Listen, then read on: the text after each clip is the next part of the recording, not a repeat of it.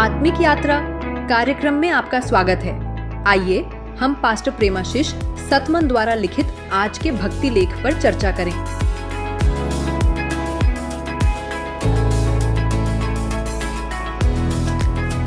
Praise the Lord. आज हम pastor प्रेमाशीष सतमन के लेखन शब्दों की शक्ति से कुछ दिलचस्प विचारों को समझने की कोशिश करेंगे। हमारा मकसद ये जानना है कि जो शब्द हम बोलते हैं उनमें असल में कितनी ताकत छुपी होती है। शुरुआत एक बहुत ही गहरे विचार से होती है जो नीति वचन 18-21 में है। शब्द जीवन दे सकते हैं या उसे छीन सकते हैं, इसलिए अपने शब्दों को बुद्धिमानी से चुनें। ये बात काफी सोचने पर मजबूर करती है ना?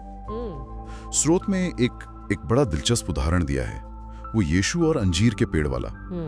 जब यीशु ने पेड़ को सूख जाने को कहा तो वो सचमुच सूख गया।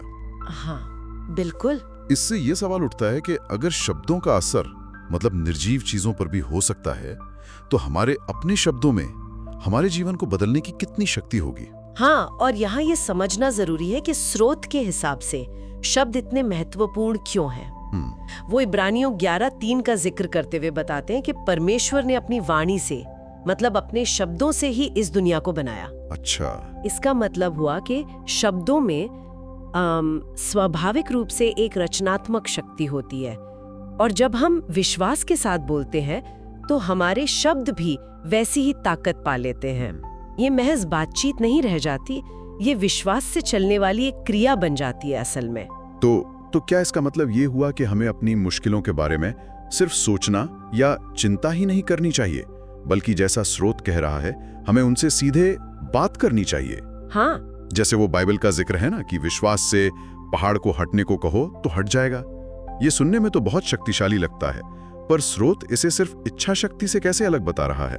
बिल्कुल, स्रोत का तर्क ये है कि ये इच्छा शक्ति से कहीं ज्यादा है। ये है परमेश्वर के वादों पर पूरा विश्वास रखते हुए बोलना। ये सिर्फ अपनी मर्जी बताना नहीं है, बल्कि उस वादे पर अधिकार जताना है जिस पर आप विश्वास करते हैं। अच्छा, मतलब विश्वास पर आधारित अधिकार। हाँ, स्रोत में लूका 4:4 जैसे उदाहरण भी दिए गए हैं, जहाँ यीशु ने शैतान को हराने के लिए परमेश्वर के वचन का ही इस्तेमाल किया। इससे पता चलता है कि परमेश्वर के वचन बोलना वो एक तरह का आध्यात्मिक हथियार हो सकता है। हथियार की तरह। हाँ, जिससे नकारात्मक शक्तियों का सामना किया जा सकता है। तो फिर यहाँ असली कुंजी वो विश्वास ही हुई। मत्ती 21:22 का जिक्र है जहाँ लिखा है, अगर आप विश्वास करते हैं तो आपको वो मिलेगा जो आप प्रार्थना में मांगते हैं। इसका मतलब सिर्फ शब्द दोहराना काफी नहीं, उनके पीछे गहरा सच्चा विश्वास होना जरूरी है। बिल्कुल जरूरी है। तो क्या हमें अपने और अपने जीवन के बारे में लगातार सकारात्मक बातें घोषित करनी चाहिए? बिल्कुल, और स्रोत इस बात पर बहुत जोर देता है कि हम आज क्या कह रहे हैं। ये बहुत महत्वपूर्ण है। हमारे आज के शब्द वो हमारे कल का निर्माण कर रहे हैं एक तरह से। क्या हमारे मुंह से जीवन, सेहत और आशीष के शब्द निकल रहे हैं, या फिर अनजाने में ही हम नकारात्मकता या शक के बीज बो रहे हैं? ये वाकई हमें अपने हर दिन के शब्दों को बहुत सावधानी से चुनने की जिम्मेदारी का एहसास कराता है।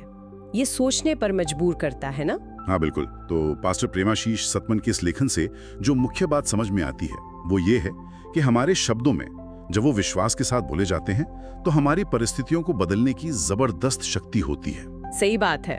हमें अपनी समस्याओं से सीधे बात करने और अपने जीवन में सकारात्मक नतीजों की घोषणा करने के लिए प्रोत्साहित किया जाता है। औ ये सब उसी मूल विचार पर लौटता है कि शब्द सिर्फ हवा में गूंजने वाली आवाजें नहीं है, वो असल में शक्तिशाली औजार हैं। इस पूरी चर्चा के अंत में सोचने के लिए एक बात ये हो सकती है, अगर हमारे शब्द बीज की तरह हैं, तो हम अपने रोजमर्रा के बोलने से अपने भविष्य के लिए किस तरह का बगीचा तैयार कर रहे हैं।